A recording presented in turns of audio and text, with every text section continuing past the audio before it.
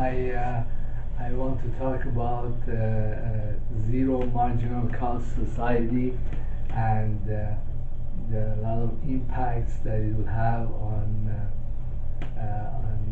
people's way of making money, and also I believe it will have a lot of impact on organizations and even government. And before I get into it, I want to tell you I watch other alternative media outlets like I watch a lot of Kaiser Report, and he had an episode that they were talking about loss of jobs due to automation, and he interviewed somebody about this. I like this report a lot. I watched 600-700. It's a little bit smarter than what you will find in mainstream media, and covers issues that are significant, but people do not pay attention to it because it's not like a subject of making wars and terrorism that is not sensational, but it's very important. If a huge number of jobs are being lost, and if you're losing your income completely and you cannot find another job that will replace that one, then that's an important issue, but it's not a critical, like you won't die today because of it, but it's something to sit and ponder. I also watch Greg Hunter, USA Watchdog, and X22 Report, other media, usually sponsored by people who are not brain dead like the mainstream media.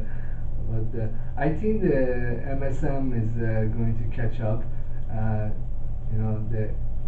Once they notice how many of their audience they have lost, and how these other outlets are able to attract people because their way of looking at things is more impartial, more in depth, and not propaganda helping one or other government, but it's really looking at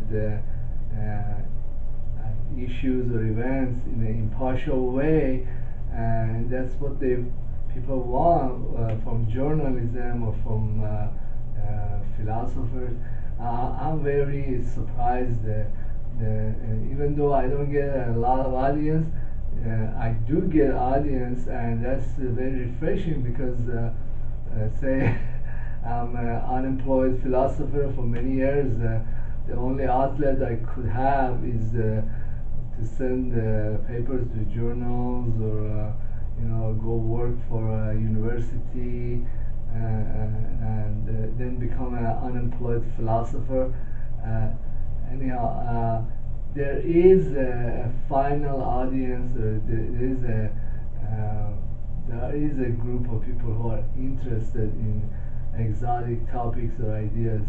I don't have to go through a university or through a church, or this has hit the job market. I mean, in the Kaiser report, he and his host or his guest, they talk about the loss of jobs because of the fact that the robots are taking over many functions. Okay, so that's a negative way of looking at this, but there is an upside to this, because say the robots take over a segment of the jobs, and these jobs are usually very repetitive, or they're not very complex kind of jobs, and they can do it, like a barista can make so many coffees. Okay, but the upside is that if you're a mechanic, say, okay, and you lost your job because the repairs on the new car have become too complex. The car must be taken to the you know like to the certain kind of technician that's only factory authorized, and or to robots even, and then that doesn't mean that you're gonna stop being a mechanic, because there are millions of cars out there and millions of people that are looking for repairs, and technological development in one department doesn't mean that something else is completely out of business. For example, I hired a mechanic. I know him for a while now. He came in with his own tools and everything, and I had the part. In fact, it wasn't even interior to the car. It was like the cover and some lights in the front. And he did a great job. And I paid him. When I paid him, the amount of money I gave him would have been much less than if I went to a shop, and usually the shop will argue and fight with me over getting the part because they want to make money on the part too. But now I'm able to get all the parts off of internet, and also hire the mechanic, and also it's very good for the mechanic because he gets jobs and he gets paid in cash. He doesn't have to deal with the company, with the it's his money and his business. I think the age that we will enter, or we are entering, we are not aware of it, is the age of empowered artisans. Like you have a certain need. You need certain parts of the car fixed. For example, right now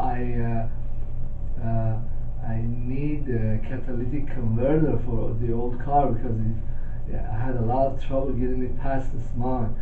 So I'm buying it off of the eBay, and this catalytic converter is I'm getting is just like the other one in the front is $100.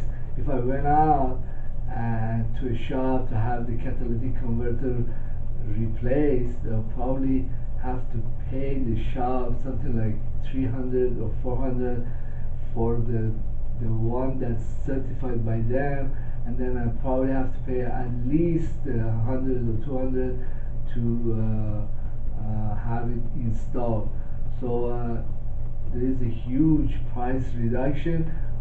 I don't know how much I have to pay him, pay my mechanic that comes around with his tools to replace that. Maybe if I go to him or I call him up, probably I will replace the catalytic converter and the front headlight as all, plus a couple of other things.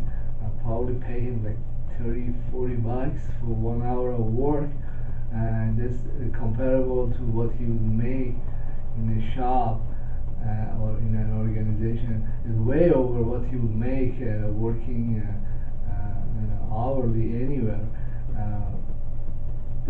Everybody's a winner.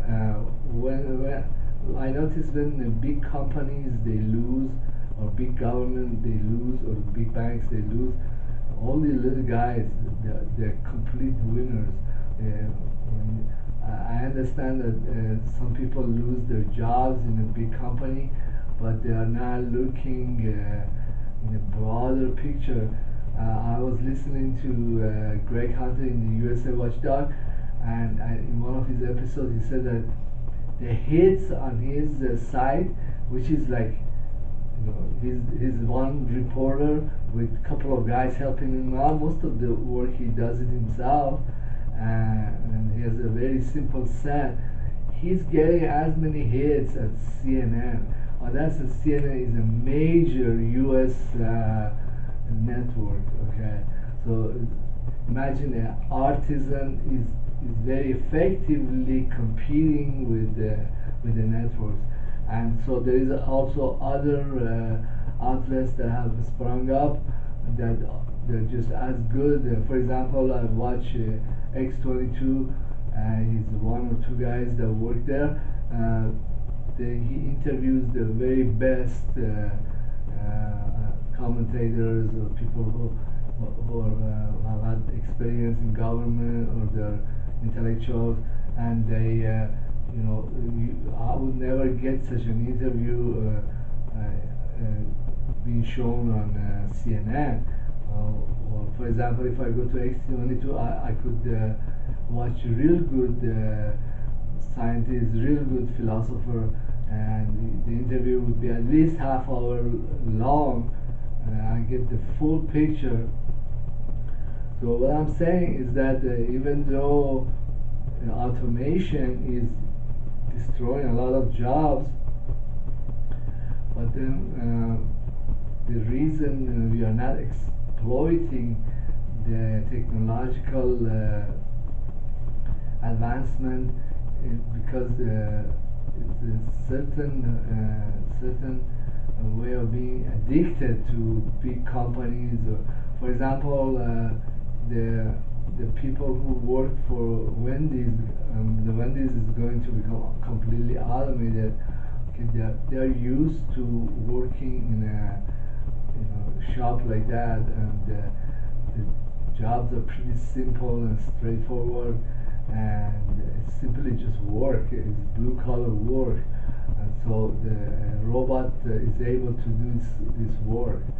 But then who says that this person cannot come up with their own little shop, their own little industry?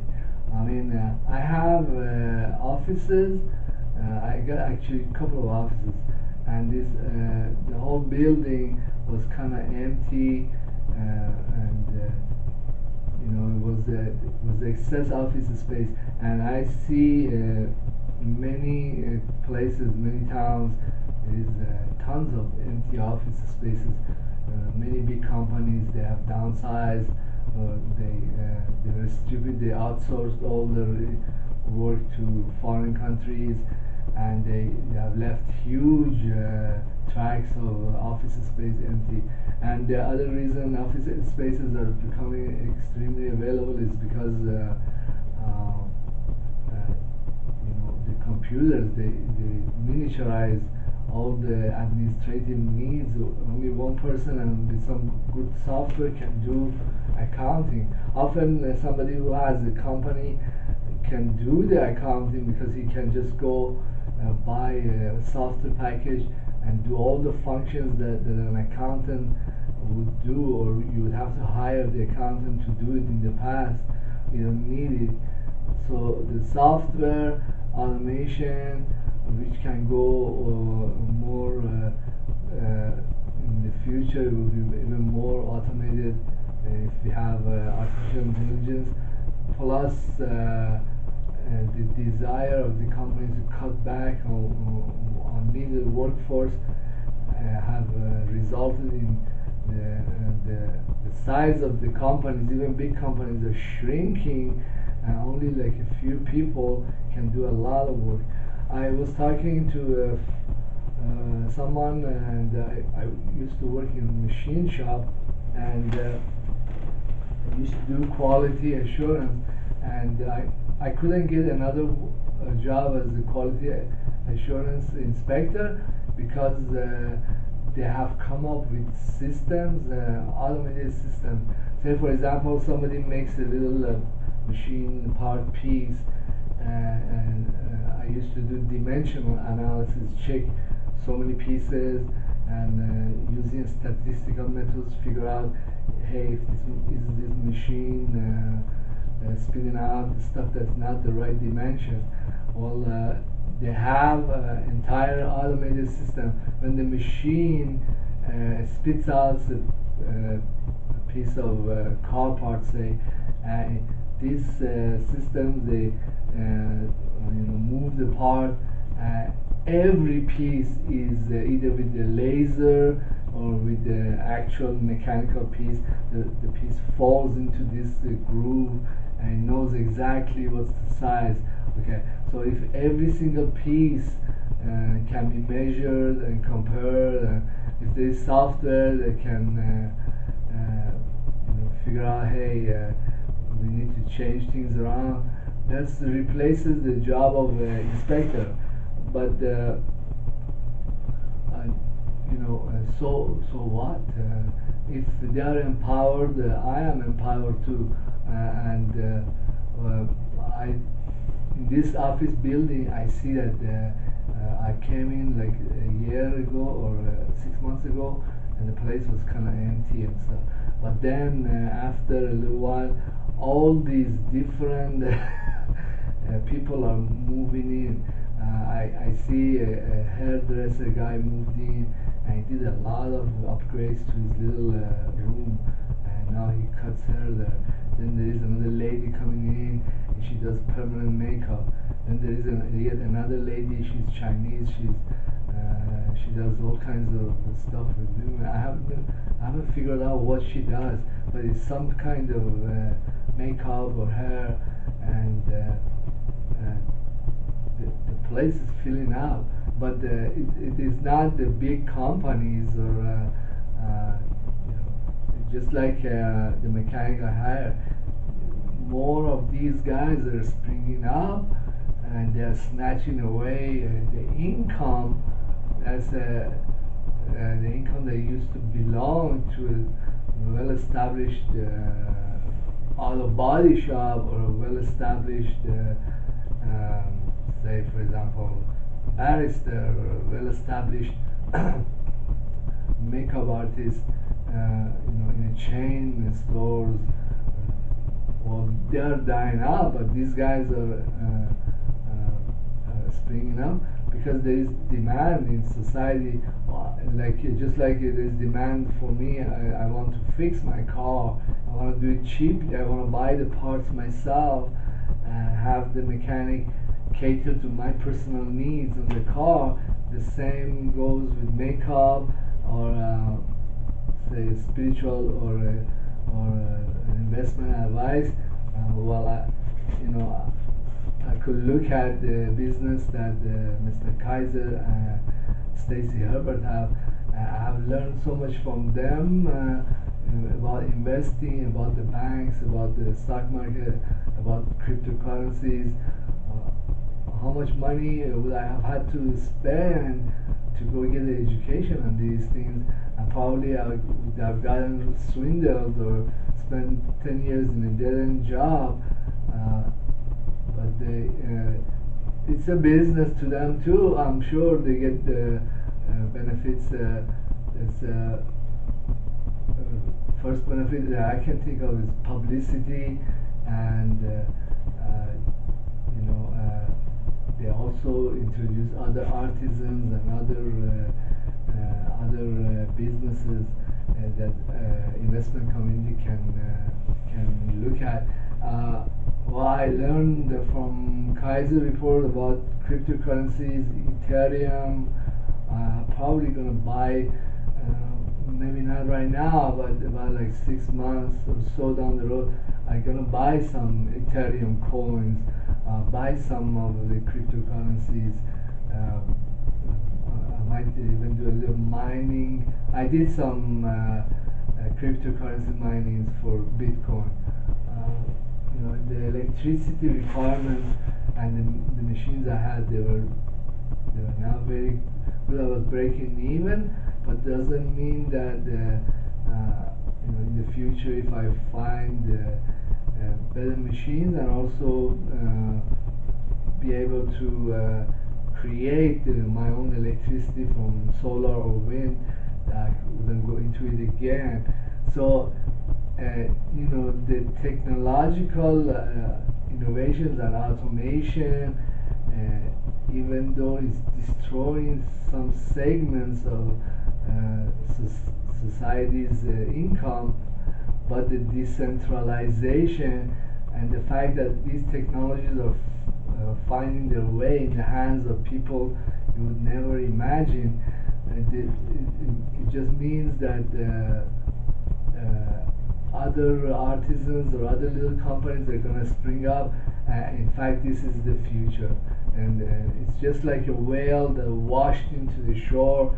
Well, that's very sad for the whale, it died, but the entire Eskimo tribe is going to have their winter meat. I think you get my drift. This is not a sad event. It has happened many times before.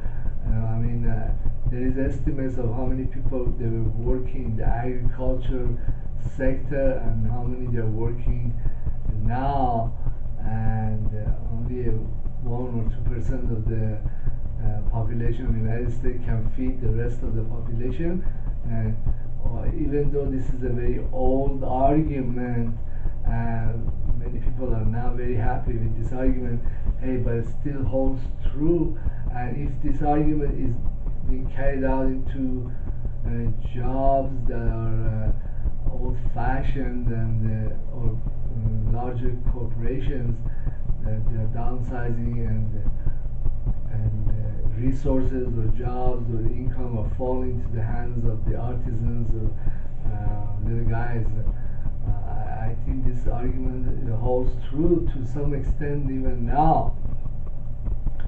Then another consequence of automation and zero marginal cost is that not only modes of being able to generate income or jobs are moving away from large corporations, but also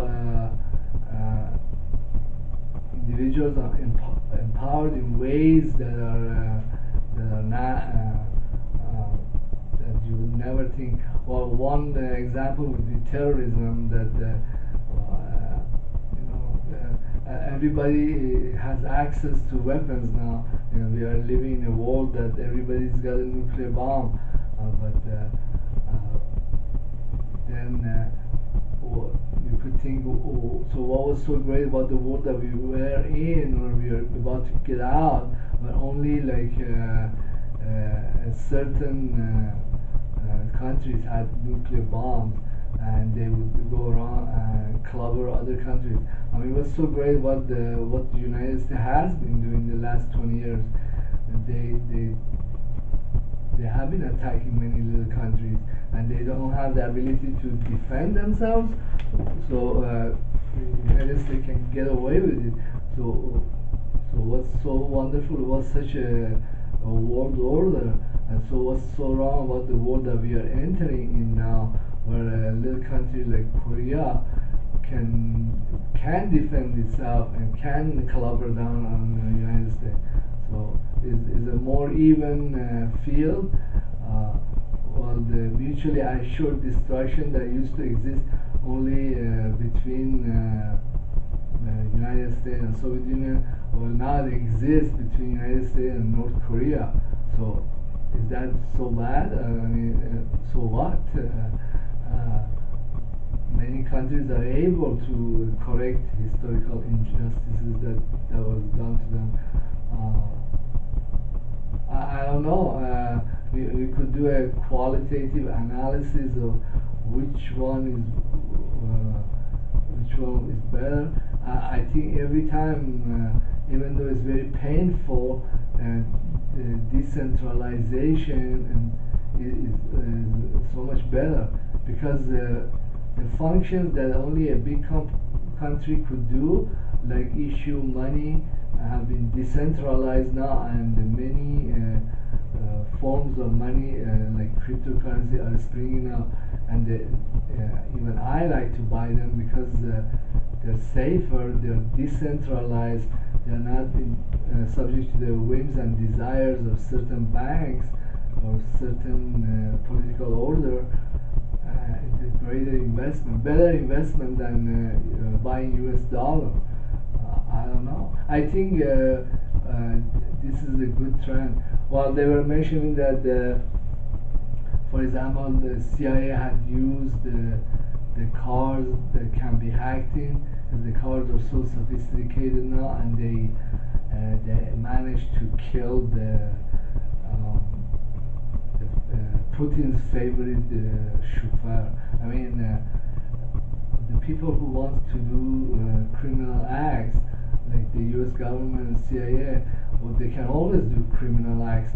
They'll do one form of it when the technology is not that great, and they'll do other things when the technology is more advanced.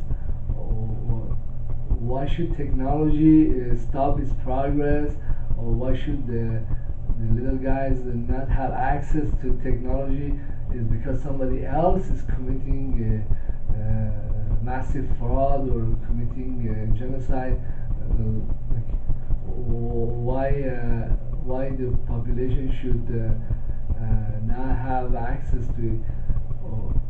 When this decentralization happens, then there are many more players, but then that might mean that a lot of bigger players are shoved to the side. So what? So what's so bad about that? And I mentioned that in the past that technological or scientific advances also mean that to some extent we also have to have a certain moral development. And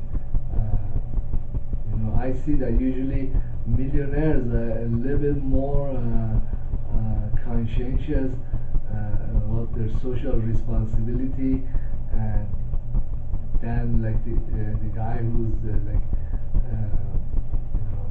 just barely making it by, because then when you have a lot of resources, you're confronted with issues that are not in your crosshair, but these issues are important, and you know that if you disregard them, they will come to haunt you.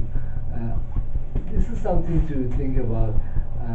I think that deep knowledge comes from deep love, and the people who have that moral fiber, they end up receiving not only greater financial rewards, but also acquire technologies or talents that are very exotic. You would never think somebody could do something like that. I think there are many psychic talents, psychic energies, or even intellectual abilities that evolve in a person who's more refined. Anyhow, this can carry to technology or to other aspects.